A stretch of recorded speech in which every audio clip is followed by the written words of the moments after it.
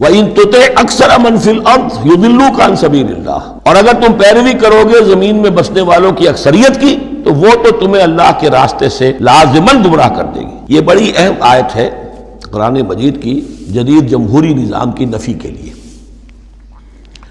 جمہوریت ایک طرز حکومت ہے کہ جس میں بندوں کو گنا کرتے ہیں، تولا نہیں کرتے۔ قرآن کہہ رہا ہے زمین کی اکثریت جو ہے، اگر تو فیصلہ کن یہی بات ہے اکثریت کدھر اقلیت کدھر، تو اکثریت تو دنیا میں ہمیشہ باطل پرستوں کی رہی ہے۔ دور صحابہ میں صحابہ کتنے تھے؟ پوری دنیا کی آبادی کے حساب سے گنتی کیجئے، لاکھ میں ایک نہیں بنے گا۔ اس حوالے سے غور کریں۔ ان تُطِعْ أَكْثَرَ مَنْ فِي الْأَرْضِ يُضِلُّوكَ عَنْ سَبِيلِ اللَّهِ، اصل بات کیا ہے؟ ہاں ایک جگہ اکثریت آ سکتی ہے، موٹی موٹی باتیں جو دین کی ہیں وہ تو اس بنیاد پر مانی جائیں گی کہ اللہ اور اس کے رسول نے یہ فرمایا ہے، یہ لینڈ مارکس ہیں۔ اس کے اندر اندر مباحات کے درمیان فیصلہ اکثریت کی بنیاد پر کر لیا جائے۔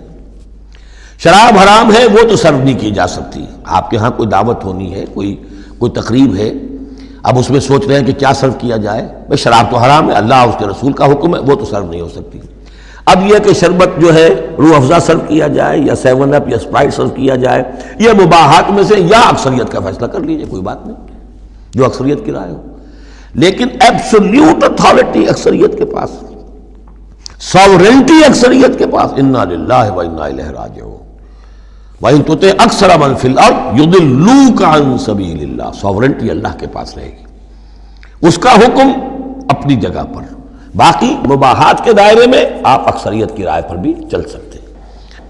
إِن يَتَّبِعُونَ إِلَّا الظَّنَّ، یہ نہیں پیروی کر رہے مگر صرف ظن و تخمین کی، اٹکل پچوں کی۔ وَإِنْهُمْ إِلَّا يَخْرُصُونَ، اور یہ نہیں کچھ کر رہے سوائے اس کے کہ کچھ اندازے انہوں نے مقرر کیے ہیں۔ ان ربک هو اعلم من يضل عن سبیلہ، آپ کا رب خوب واقف ہے ان سے کہ جو اس کے راستے سے بھٹک چکے ہیں۔ وهو اعلم بالمہتدین، اور وہ خوب واقف ہے ان سے بھی جو ہدایت کی راہ پر ہیں۔